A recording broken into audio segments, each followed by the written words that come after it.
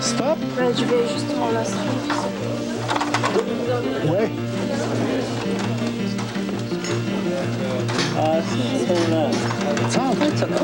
Voilà.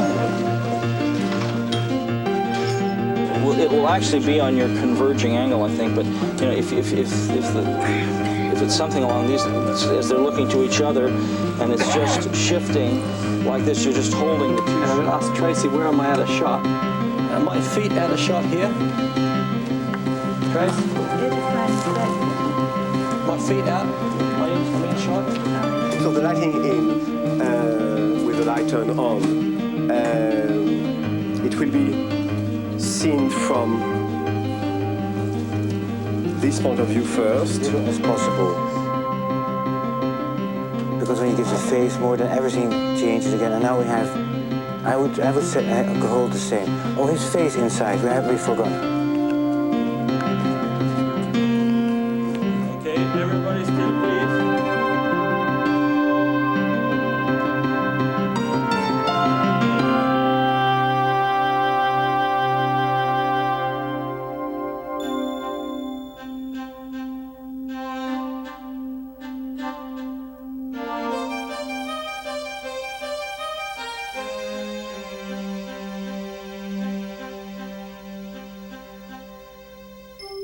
And I have a feeling that everything is possible. Cinematographer Denis Lenoir is an energetic, creative spirit in modern French cinema.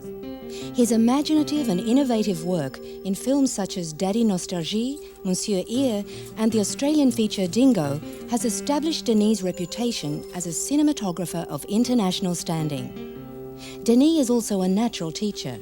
When asked to conduct the workshop on lighting for drama, he not only shot in black and white, but colour as well.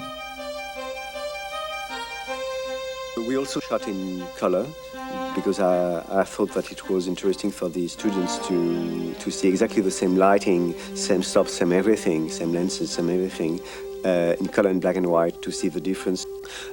So it was in a way cheating. It was not lit only for black and white. I had since the beginning the idea that I will shoot also color. I've got a ground row that's helping the psych out, but I don't want to do it. But you see the Los Angeles-based Alan Daviau is a leading figure in American cinematography. Alan teamed up with Steven Spielberg early in his career, operating on Spielberg's student film Slipstream and photographing Amblin. He has gone on to receive Oscar nominations for E.T. the Extraterrestrial, The Color Purple, Empire of the Sun and Avalon. His impressive list of credits is matched by his breathtaking knowledge of cinematography, his artistry and dynamic personality. The masterclasses presented each cinematographer with a similar set in a separate studio, each surrounded by a cyc. Each set recreated a lonely roadside cafe in the desert at Christmas time during the middle of the Australian summer. The mood is definitely, it's a dramatic one. Joseph Demian, the head of the school's cinematography department, provided both DPs with the same script, but his direction to each in terms of coverage and lighting would result in completely different approaches. Another reflection. And another foreground is Yes. coming in. Good, fine. Denis uses 2 long tracking shots, and his lighting is inspired by the harsh desert setting. I started with this idea of black and white because when looking at this set, I had some memories of the Misfits. And I wanted to have this harsh light, outback, desert, whatever, in black and white. I think it's well, something I wanted to see, just for the pleasure of it.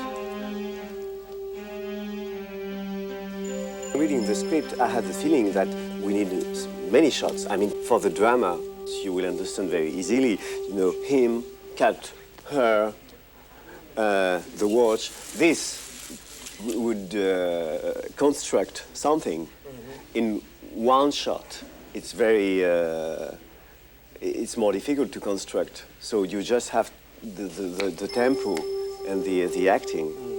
Also, as it is a single shot, I don't want to zoom, or I don't want to go closer and then back. I don't want to have the cameras very intrusive, so I will have just to record, in a way, what is happening. In contrast to Denis' contemporary approach, Alan used the workshop to pay homage to the silent films of the 1920s. With Joe's permission, what I'm thinking, if I'm approaching this in a silent film manner, say an early 20s silent, rather than a moving camera, they would have had a lot of cuts, and I'd love to shoot a lot of coverage of a master, a submaster, and close-ups, you know, on them looking around, and the same thing when he goes in. Do you agree? Yes. You know what I'm saying, as opposed to the moving camera, we can get this. I'm going to keep the lighting simpler. For than copyright, we have to yesterday. close the door. And here what I found interesting in this type of thing is that I'm using basically a big soft key for everything on the master shots from left. I'm using a very, very soft key and very hard backlight, which is something they did a lot in silent films because they had, it's interesting how it evolved. They didn't have hard lights that they could handle well enough until I think later on in the 20s. So if this is like a late teens, early 20s kind of inspiration or conceit, as one would say. But I really, I feel that you can do, when you go and study a period and you're trying to evoke it, study the films, try and see through the fact that you're seeing them duped several times and try and understand what the cinematographer was trying to do at the time the film was shot.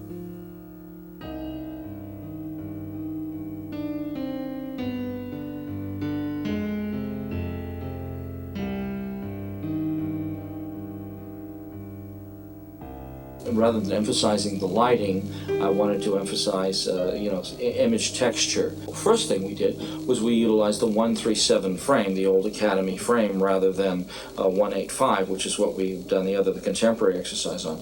And I think it's going to be interesting to project that in that ratio, to see black and white in that ratio, which is what you associate most with black and white is the older ratio, and to utilize the kind of framing that they did in the silent film, which was a different thing, where you had images that were static more often than not, and there was a simple reason for it, and that is that the cameraman was hand cranking the camera. And so one hand was occupied doing that. And so he might be able to work out a pan with his left hand, but not so much panning and tilting at the same time. And it's interesting because cameramen at that time had they had the capability of using motors. I think there were motors from cameras from 1919, 1920 on. It was not a big deal, probably even sooner, but I mean readily available. But they preferred to hand crank because they felt it was part of their photographic style, because they controlled motion and how motion was going to be recorded. And I'd already done a little meditation on that kind of thing in Avalon with the use of stretch printing. Here we couldn't go through stretch printing, so what I decided was just to make a modified 21, 22 frame per second, so just slightly sped up to give a little bit of that movement texture to the image. So, back to the lighting, or starting to think of the lighting. Danny, what stocks? What stock? Film stock? Double X for the black and white, and why not 9.3 for the color, because it is the same speed. And maybe the same kind of contrast too. About the double X, we saw yesterday the test made yesterday morning by Alan. There was obviously a problem, I guess it's in the lab, about the gamma or whatever, because as you have all seen, it was completely overexposed. Rated the film at 200, the manufacturer's tungsten recommendation, and I did a test where we did a normal exposure and then from 2 stops over to 2 stops under in 3rd stop increments, and the image didn't appear to become correct until somewhere between a stop and a third underexposed, which was very strange. I mean, the image is so hot otherwise. I just looked at Denis' footage from Studio 2. I guess if you saw that. Similar. Same thing. He's in his meter. We checked meters, and his meter was telling him to expose almost half a stop less than mine. 200? Yes. Oh, how come you could get one? They never would sell me one. Or 4/10, so you're almost a half stop. Yes. Yep, dead on 4 4 and 4/10. So you're reading Almost a half stop. Yes. All right, okay, so I'll keep that when we see what you do. Well, I'm not supposed to look at your film, that's right. Well, you have to tell me how it comes out. All right, I think I have to expose at 400 to be in the neighborhood, and we'll probably wind up printing a little higher, maybe 27, 28. As a cinematographer, it certainly goes against all of your nature to underexpose a negative, a stop or a stop and a third. Oh, you know, what if they find the problem and fix it before my film gets processed? Alan's first shot of the day is the wide master shot for the actor's entrance. I always like to have some realistic light happening before there's a rehearsal. If I'm in an interior, I put light through the windows for a day interior. If it's a night interior, I want all the practical lamps turned on so that basically there's indicated light sources there, because I find that actors and directors, when light is indicated, tend to block a scene to the light sources. Good actors feel where their light is, they know it, and they gravitate toward it. This helps the cinematographer incredibly if this happens. But if you go into a set and simply have some light bulb screwed on the ceiling, say for work light, oh my God, actors can get themselves into knots facing inward in such ways that you'll never get light on their faces. And that suddenly becomes the scene. One of the problems you encounter when working in studio for daylight exterior is, of course, the realism of it. And because by eye, you see that the supposed to be sky, which is the white thing here, is so close that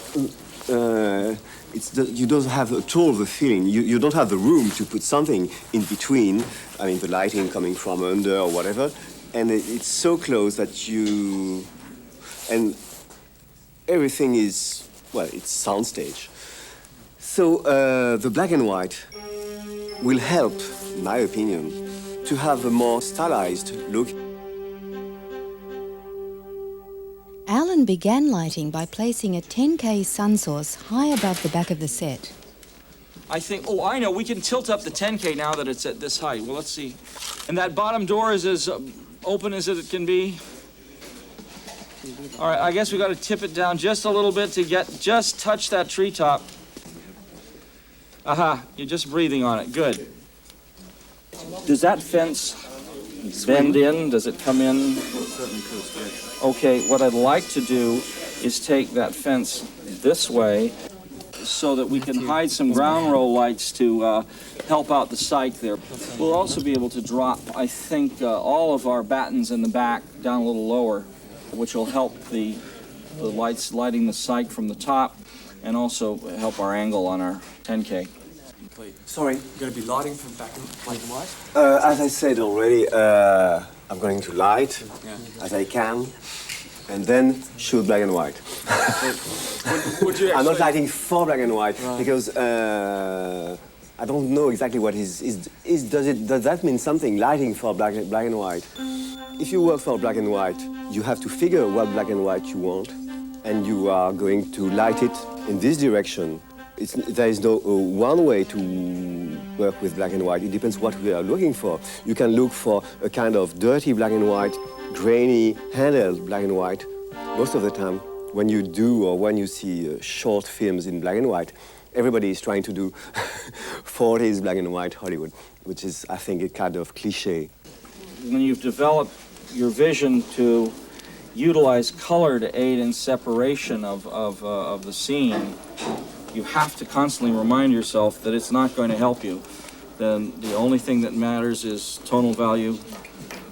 Light and tonal value is the only thing that's going to give you separation in black and white. And there's nothing worse than having things blending into each other. It'll happen. That's the reason in the ancient time they used a lot of backlighting, because it would separate. Even if it was the same gray here and the same gray here, there, you will have a whitish line from the backlight to separate this from that. This is a panchromatic viewing glass, and it's supposed to approximate showing you the way colors the tonalities of colors will come through on panchromatic film in black and white. The other thing I find it most useful for is it makes the scene quite monochromatic, so that it reminds you that you're not getting any separation value from colors, that you're only getting separation from light and tone. The shade. We need some shade for the woman. So lazy as I am, I have the feeling that she could be not there because it would be a problem to light her. But around something like that, you see? So the sun will be there, more or less, and we will have the shadow, very clean shadow of this coming around here. So she will go from the shade to the sun or something like that. So the first thing which is not exactly the first thing because we cheated a little, and Flower, the gaffer this morning, already started to do some work on the cyclo and some ambience lighting here. But the first thing to do is to find the right position for the sun.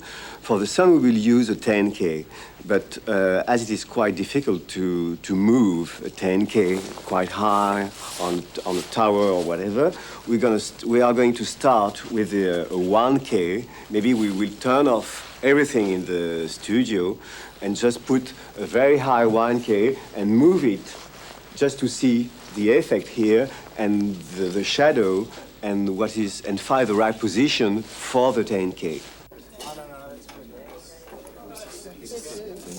I want to warn everybody about, you're shooting black and white and you think the black and white picture on the video split should be of 8. It is a great deception because it's not panchromatic, and it's seeing the color values in a very different way, and you'll be greatly deceived if you believe what you see on a video split, usually. Higher.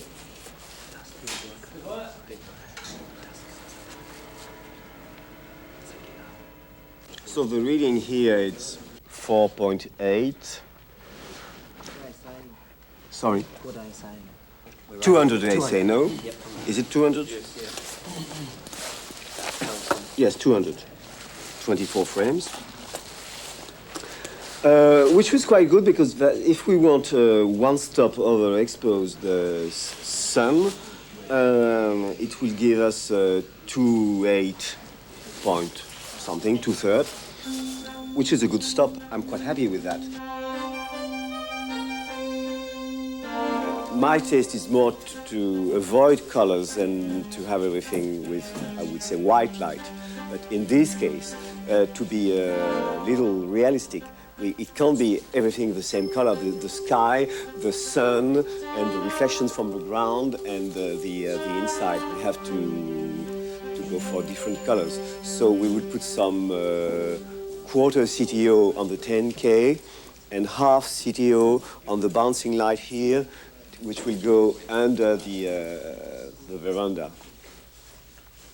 We will do nothing for the sky and nor for the ambient lighting, because the sun will be a little orange. And inside, I don't know yet what we are going to do. No. So here, we need, in fact, some general level and some effect. So the general level will not come from above because it will be, so it will come from, it's good because there's already the Robbie Mueller's folly. But we need some bounce light here. So we put the lamp up. I've been told that they have some shimmerers in this school. Yes, they have. It's something you put in front of the Fresnel lamp, and it becomes a beautiful soft light. Yes, I'm going outside. If we move this piece of sight, I'm just looking to get every bit of distance possible between the maxi brute and the grid. Just pull the sight back so we can back the maxi up to the wall, because we want to get as much spread on the grid cloth as we can, because that'll give you softer light. I'll see now. That's as far back as that goes? Could we spread those I can get it back probably about a whole 6 inches more, but that's it. Okay, and let's just sort of see if we, how much, will those spread individually? Yeah. Can we tilt them up and left and right a little bit just to get as big a pattern on that grid as we can? Yeah.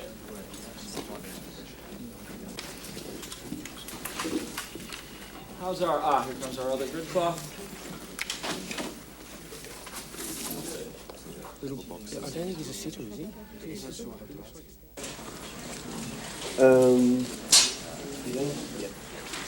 It's more like 90 degrees like that. An offset bowl, yeah. And I just didn't want to put it on because on. it's just, we are just looking at the positions. I said, why'd you put it on, you know, and everything. And I said, well, because we were getting in between the columns. I think we can go Putting it on until I wanted. a little more here, Yep, thanks, Brad. here. So it's number 2. Number 2's there. Yes. Okay, thank you very much. I don't know, but I'm telling, but you are in the operating, so if it is there or here or there, it is your choice, not mine. And less headroom, less headroom, less headroom, tilt down, tilt, tilt, tilt, tilt, tilt, tilt, tilt, tilt, tilt, tilt, tilt. Oh. But anyway, the place is better, but maybe it's too wide. We'll see later on for the, maybe we'll do with another lens.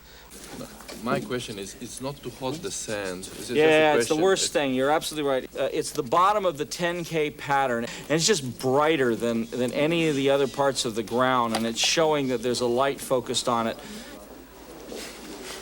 Would we be able to put any kind of little scrim, a net, Hampshire frost on the bottom of the pattern? Yeah. Everybody can see what we're talking about is where the hot spot of this particular 10K. And you know, I think it's because the fence here is closer to the site. We don't have as much room. That's one of the things that's giving away the presence of that light. Something about hard light sources is that when you're trying to cheat an angle, it usually reveals itself exactly where that's happening on the ground. Do we want to make just for the pleasure, because we are unemployed, something with to look with the 85? Yes, why not? I think it's too tight because we are going to have problems. But why not? 2 shots. She sit down, maybe she disappears, and then we are with him. We go back with him.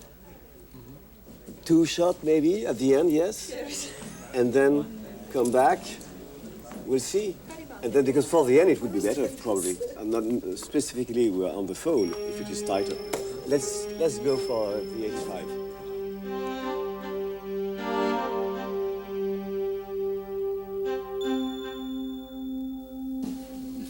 Ooh, good. Now come down again. Sorry, that was the problem. Joe, this is going to break it up directly. Stop it right there. Now, do we have a small light, an inky or something we can put on this from right? I'll give you a...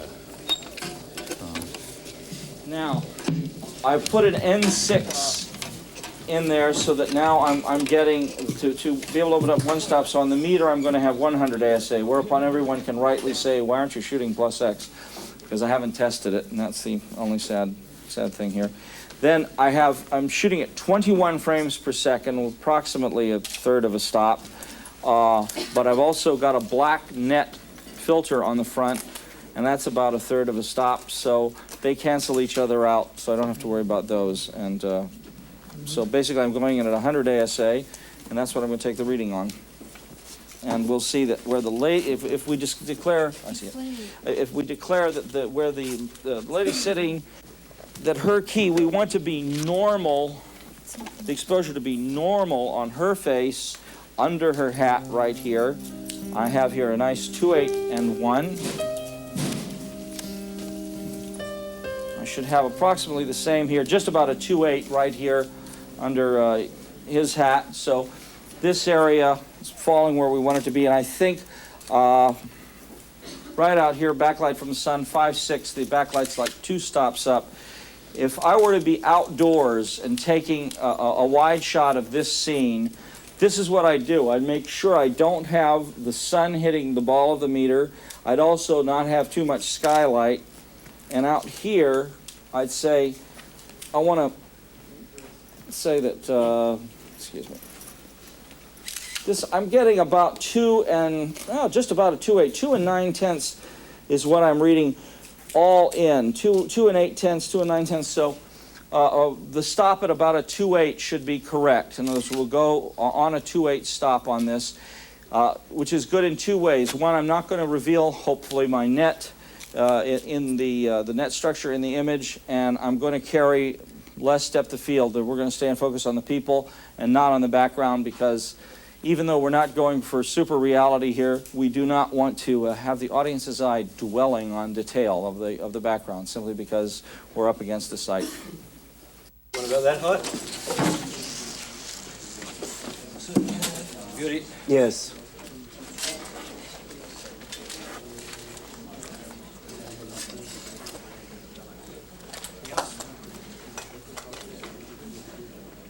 How's it going to be for the shot? Is it this lamp? Safe as.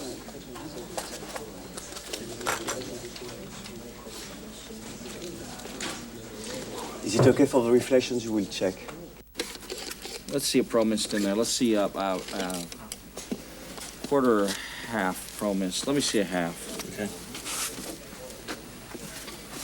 Do we have a 5K that we could put over in the corner, out of frame, back where that other 5K that's lighting the trees is, come back across to just give a little more edge light to the place where our two people are sitting, and it's going to fade on as they walk to that position. We're just going to slowly fade it in. Don't keep him in the middle. You can, when he goes on the other side, you can follow him. And then more on the right. No, right, your camera. Yes.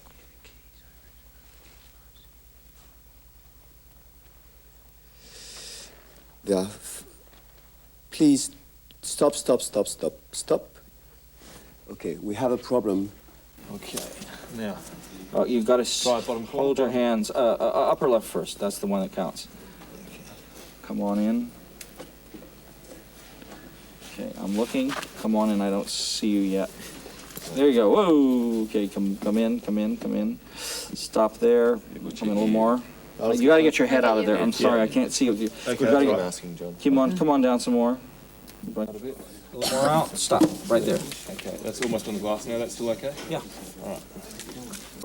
In the final setup for his first shot, Alan lit the cyc with a ground row and grid-mounted 5K cyc lights. The sun is a 10K Fresnel with Hampshire frost across the bottom to reduce a hot spot on the ground near the table. Ambience is provided by a grid-mounted 5K soft light, 2 maxi brutes, each through a 12x12 grid cloth, and 2 grid-mounted 5K Fresnels bounced off the cyc. A 2K and a 5K Fresnel provide rim light for the actor's entrance and highlights on the background, and a 5K Fresnel is turned up on the dimmer as the actors enter to provide rim light when they're seated at the table. And to break up a dead spot in the frame, a small branch is placed near the camera and lit by a mizar. Roll camera. Rolling. Action.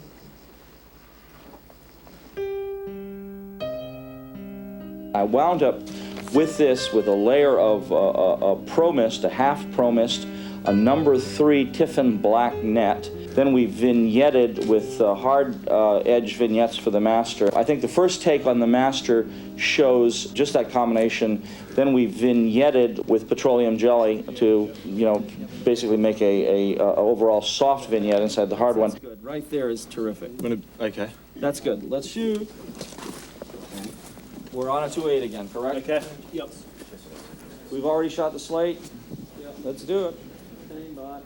Now here's with the petroleum jelly added into the corners, so you can see that type of soft vignetting. And then I decided to use very, basically soft light, as if they were going with Cooper Hewitt lights through muslins, or the type of overall illumination that they started when they were using literally the sunlight through muslin as an overall illumination. And then when they got to working on stage, the opportunity to use a hot backlight became irresistible. My major concern, was that I was going to be underexposed when obviously it wasn't. In fact, some of the lights are almost, 10 points, 10 points over the normal still, even at a 400 ASA. So I don't know if we have mistakes somewhere in there, and if I made a mistake in calculating the neutral density because I was switching back and forth between a two-stop neutral and a one-stop neutral. The reason for this, again, is I don't want to get anywhere beyond a 4 when I'm using a net in front of the lens. You have to be very cautious with nets because they will show up in midtones and be very embarrassing. Generally, you want to stay close to a 2.8 as you can with nets in front. I'm not at all unhappy with the contrast. Maybe I'm wrong, but between here and inside. What I feel is that the contrast here between the sun and the shade is a little too weak. The only thing we could do is turn off one of these. Can we try flowers to turn off the big one here? Yes. Drastic measures. It's too flat? It's soft, not flat, but soft. And it's supposed to be harsher. Denis shoots at T4, and in contrast to Alan's strong backlight, Denis positions his sun source behind the camera. It is a 10K Fresnel with a 1/4 CTO.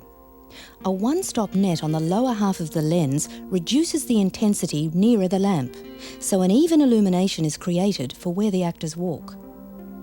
3 5K softlights and a 2K Fresnel provide general sky ambience, and the cyc is lit by 6 ungelled 5K cyc lights. A low redhead bounced-off foam board provides fill for the actors while they are seated at the table.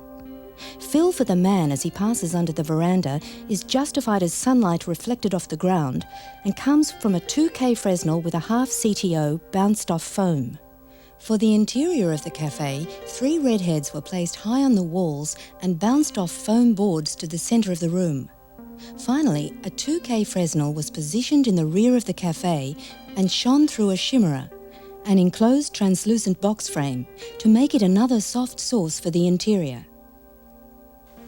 And turn over. I didn't measure the sky, and I was quite afraid later on that I should have measured it because maybe it would flare if too overexposed, but in fact it was okay.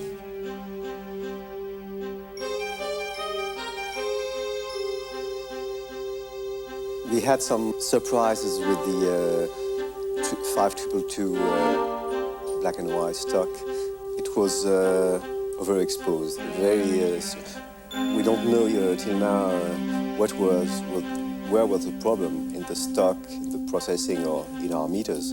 But there were obviously something wrong.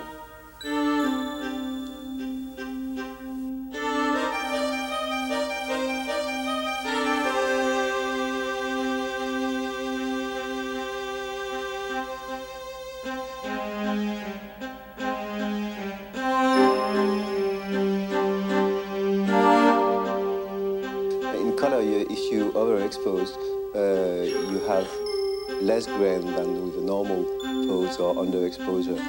In black and white it's different. If with the overexposure, too big overexposure, you have also some grain.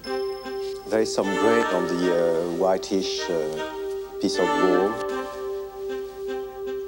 which probably comes from the exposure.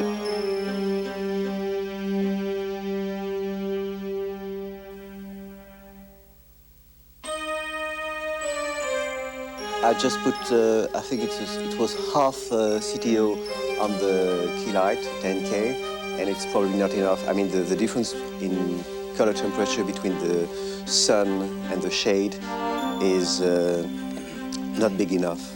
So we had outside a kind of pale sun color.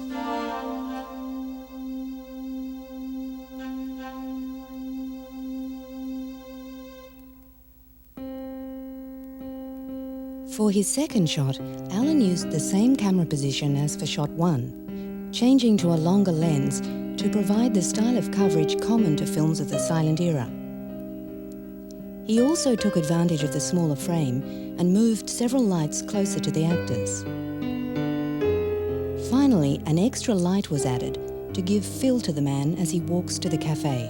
We're only going in not even, we'll see, 50, 60, 15 mils probably. We've just gone a 15 mil tightening, which isn't that much. And it's the kind of cut that would have been made. They would have lit the scene probably like this, and yet I'm changing certain things. You'll notice I brought the grid cloth in closer to give a nicer wrap of the light on Natalie in particular, so that, and I may also move their little edge light around into a even more glamorous position for her profile. In fact, Tony, let's go ahead and do that on that. Well, the 5K we set. See if we can now come into the scene with a little more and move it more lamp right, so it gets past her hat brim, gets both of them. And so we've gone to the zoom, and I'm removing the N6, the neutral density N6, putting in an N3. Now this is which N3. Okay, and I'm looking through the ProMist now. The black net. I'm just looking through the black net. And the ProMist is still in there. Oh, okay. And then that's the N3. Yep. That should take me to a 4. And that looks quite good. Now, it's okay, Matthew, let me just see you stand up to go to the phone. And he leaves. No problem. Good. Let's plug one more hole here. I'll show you what I'm going to do. Could we hide something behind the table back there, the big table, like a baby soft, a 2K soft, and just shine it up into that fence and just fill it. I just know that's going to sit and glare at us. With the addition of this final 2K soft light, Alan is ready to shoot. The basic setup from the wide shot has been retained. The branch has been cheated in so that its position within the frame remains unchanged. The grid cloth adjacent to the actors and the 5K edge light were moved closer in. A 2K is added and bounced off foam board through the doorway to light the man for his walk into the cafe. Finally, petroleum jelly on the glass in front of the lens creates selective diffusion around the borders of the frame.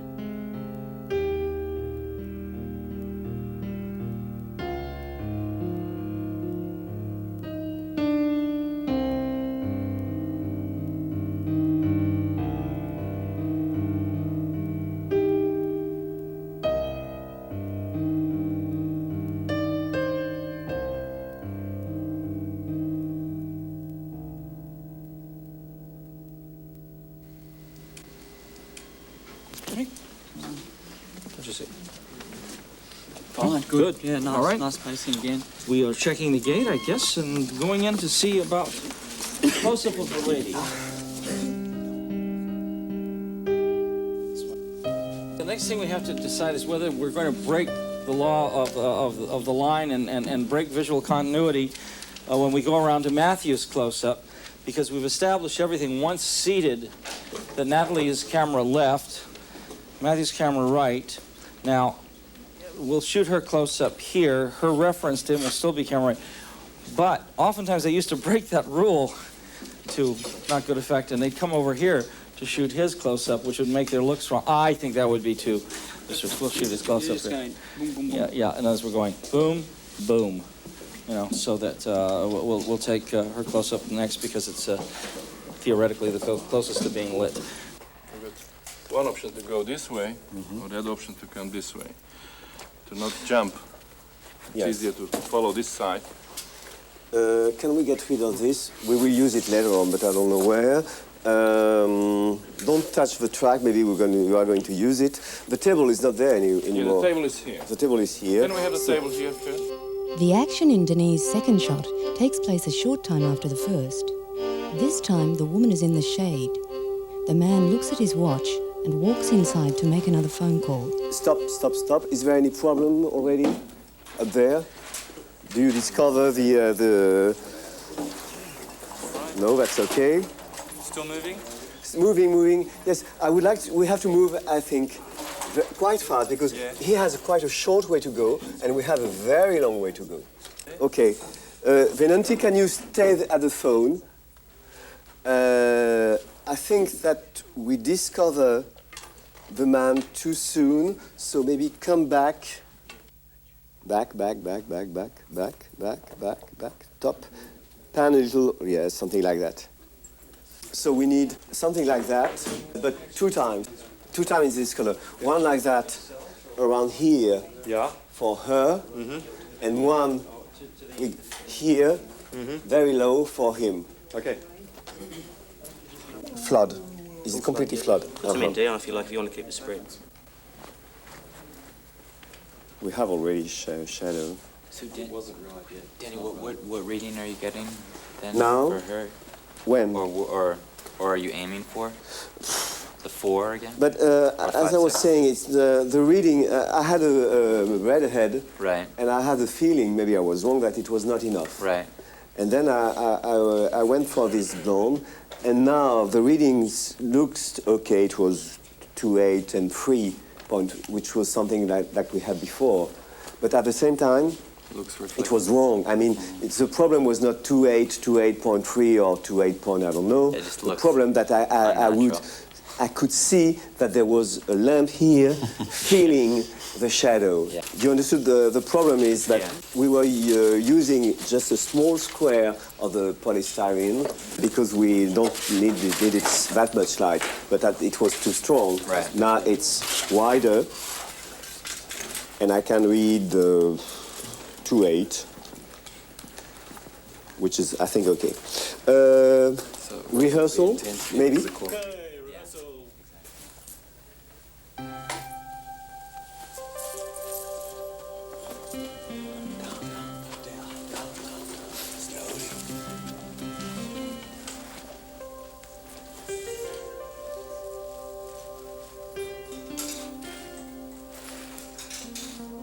You're going too fast at the end, Tony. Sorry, I stopped the rehearsal. I swear that I will not, but... It's too fast. No, so the beginning was excellent, and this is the solution. We are low, we rise when he walk. You can start going down much more sooner.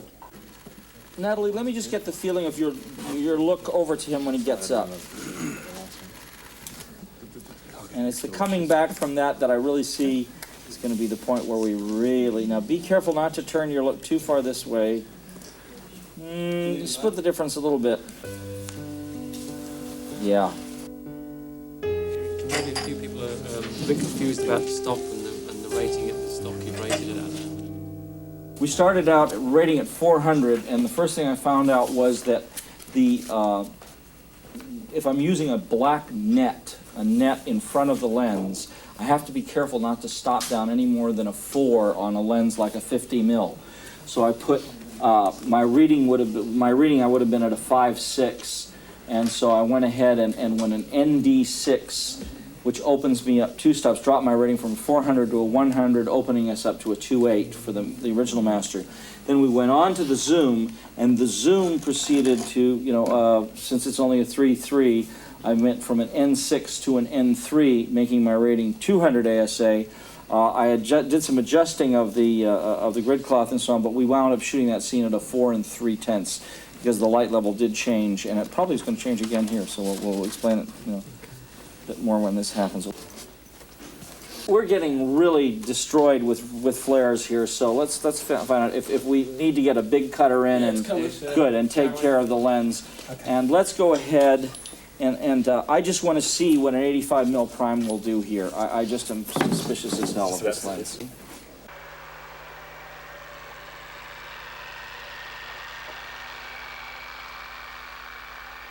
I think it's better better to cut now. Sorry, cut. So you just put one hand here. So, sorry, can we get rid of this? You want to lose the seat entirely? Yes.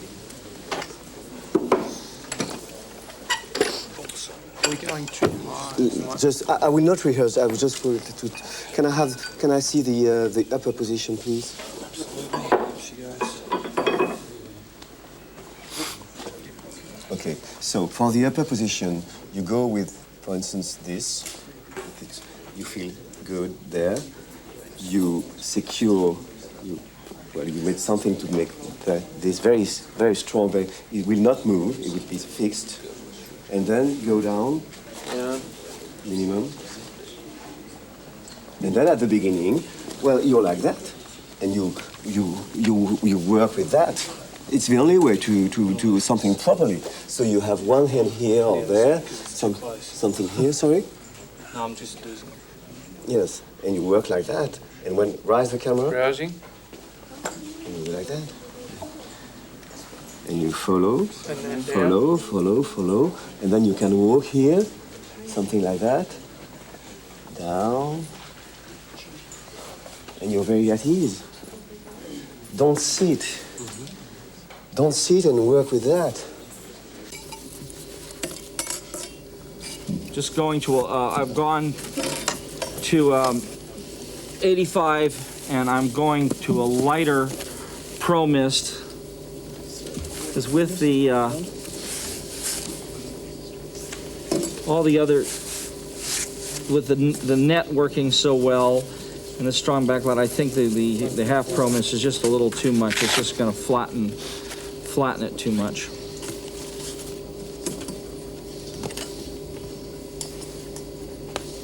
As Peter James would tell you, this having the overall neutral density is going to also flatten the image. It does more than just change the stop. So I don't want to be too... The crown of her hat. We want to just touch the crown of her hat a little bit. With the final touches being put to the petroleum jelly vignette, Alan is almost ready to shoot the close-up. The grid cloth has been brought closer to provide a softer key light. And the 5K Fresnel at the rear of the set repositioned to increase the edge light on the actor's face. We slated. Put it on now, put a head slate on. And the T-stop is? It is 4/10 closed on 2/8. Oh, that sounds elegant. That's better than 2/8, 4/10. I find this good movement. Again, our movement on the leaves.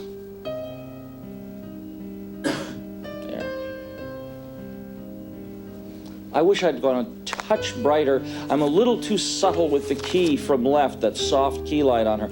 I should have had that be a bit brighter. I like the lack of fill, but I should have had a little more intensity in the key.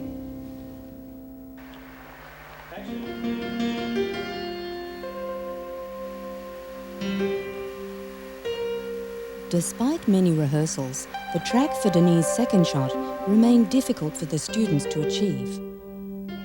The lighting for the shot remained basically the same as for the first. The cafe interior, sun, ambient skylight and cyc lights are unchanged. For the actors at the new table position, the foam board was moved to the front and the redhead replaced with a 2K Blondie. A 2K with a half 85 was bounced off foam board to provide additional fill light, and the 5K Fresnel at the veranda was replaced with a 2K with a half 85.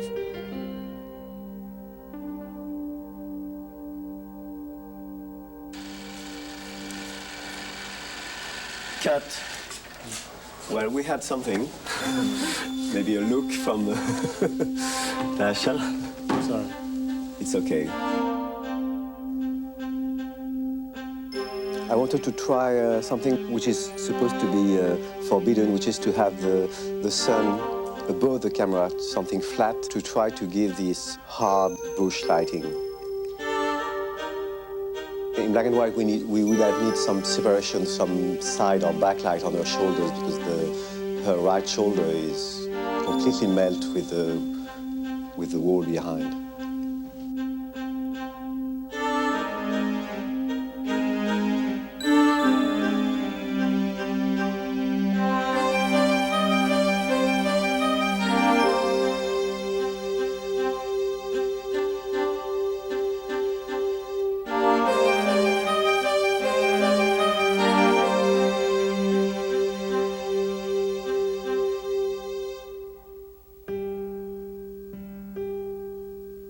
Okay, try to explain what's going on here. Lighting the inside here, unlike yesterday, we're making a more movie natural balance of this. Trying to give separation for black and white, because black and white, you don't have color separating for you. So I have a source coming in. When Matthew goes back to the phone, he's in a source from what we believe to be another window back in there that will be hotter on him than the base exposure by a little less than a stop. He also has a liner from left that shapes the hat, puts him, just brings him out from the wall. We're putting yet another window source in here that is going to give Matthew a glow on when he looks back here towards the telephone, and will also be a liner on Craig when he gets to his front position here. That I'm concerned with looking too hot and being a little too much, but let's see what happens. Out here, we're keeping our general ambience from skylight. We're letting this one piece of sun. I'm in color, I would have let this be 2 stops hot. And I'm being conservative in black and white. I'm letting it be a little over a stop hot on the side of Matthew's face. For Alan's fourth shot, the sun, soft key and ambient light for the exterior are retained from the previous setup. His interior lighting consisted of a blondie through a trace frame to separate the actor's hat from the background, 2 5Ks in a trace frame as sunlight through another doorway, a 2K through trace at the window, and a 5K in trace frame inside the cafe for separation near the doorway. So we're arriving at a stop of 2.8 and 5/10 at ASA 200 with an N3 filter, a neutral density filter on the lens, plus the what's its name, the net, the number 3 net, the Pro Mist, and all that other stuff that makes it, we'll put a very small amount of something in the corners purely to be consistent with the other shots.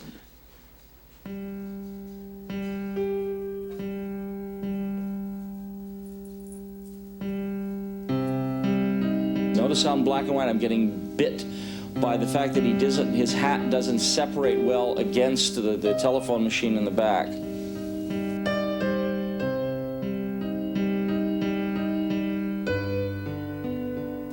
That separating light from right works very well there for when he goes through.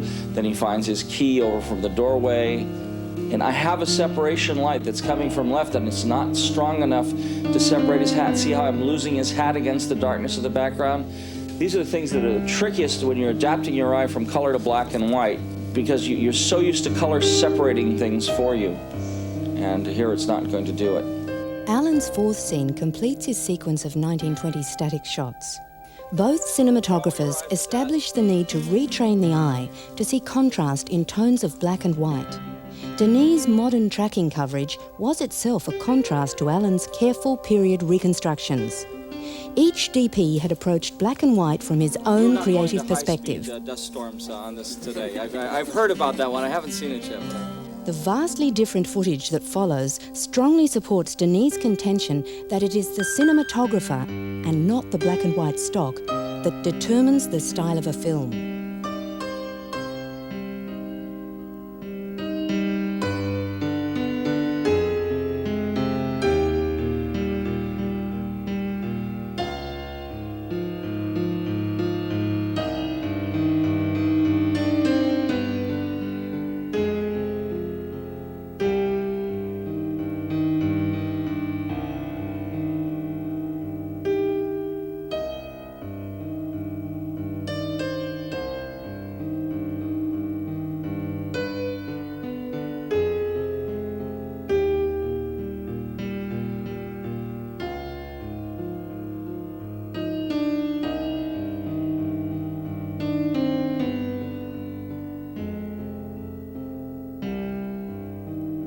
tried to get everyone to look through the finder, and on the close-up of the lady, and people said, I remember there was one comment saying, "Oh, it looks just like an old portrait," and I realized, well, of course, all that type of photographic use of selective diffusion at the time was used by the portrait photographers, and one wonders who influenced whom. So I think it's nice to have students dwell a little bit, in a little time travel back to the beginning of the medium.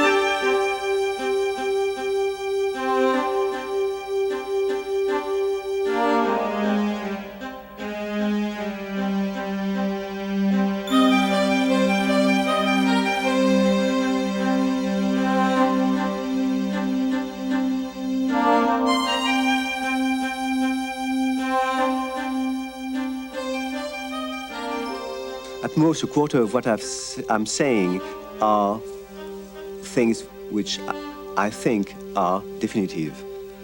And the 3/4 of the rest are a question of taste.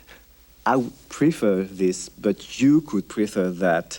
And the color of the sky, I choose this pale navy blue, but you could go for not any color, maybe not red or pink, but and why not? It could be red and a beautiful sunset. It is your choice, and you have to follow your feeling. You will do some errors, and you will learn by try and errors. It's the most important thing.